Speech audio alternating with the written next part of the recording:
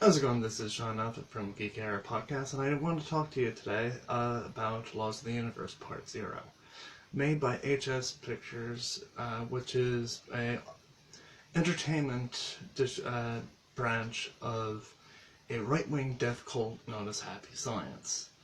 They believe a lot of crazy things, such as Trump is the reincarnation of Confucius.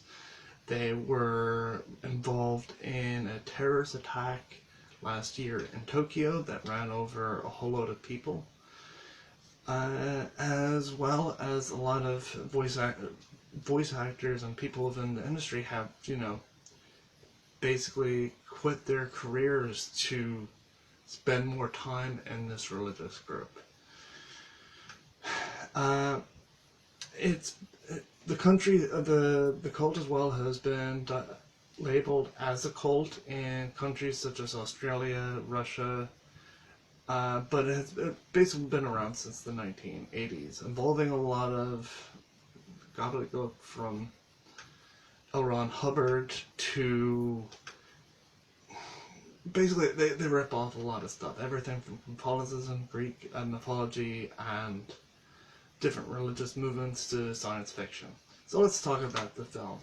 With a huge cast along the lines of Tom Kenny, Wendy Lee, and Yuri Yulin, I have to ask, what made people actually want to dub this film?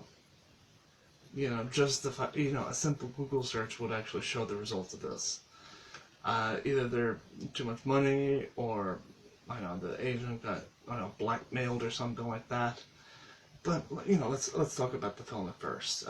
It basically stars about a bunch of very well-to-do high school students living away in a private high school. One day, one of the kids' sisters gets abducted by aliens known as Greys, and gets basically gets a microchip transplant in this. Now they just sort of automatically assume that she has a microchip in her brain, and they never actually go into it any deeper. This is probably one of the biggest problems into this. So many decisions within this film for the first part alone are probably some of the dumbest decisions I've ever made.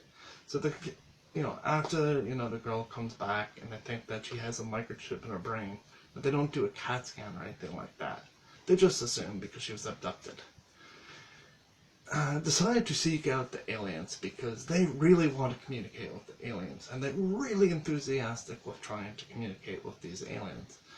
I don't know whether it is they're just that brain dead. It's like being in a horror film and, oh yeah, I'm going to seek out the serial killer or the evil puppet. Why? Because I just want to meet and talk to them. So all of them have their own alien experiences at one point or another to discover that they are they're the chosen people. Humanity has to be protected from the reptilians. This is the first part of it. Many people that may not know that the whole thing with reptilians is a big sort of conspiracy theory involving, an alien race known as reptilians. It's just one of the things. Now, if you're probably wondering where the term Greys comes from, it's never brought up again. It's briefly mentioned that, these are robots for the aliens. So, each of them come across different aliens saying, we have to protect the reptilians. Now, the reptilians' design are some of the goofiest things ever. Picture if you got Digimon and Pokemon and you kind of combine them together, and you got a 15-year-old to crudely draw it using tracing paper. That's pretty much what the designs look like for this. And so they have to defeat the reptilians, and they learn about they have to use this thing called the Galaxy Force. If they've remembered their reincarnations, is one of the things that they use throughout the film. So apparently the reason why racism exists and hatred and wars exist is explained in this film is because they've forgotten about their past lives.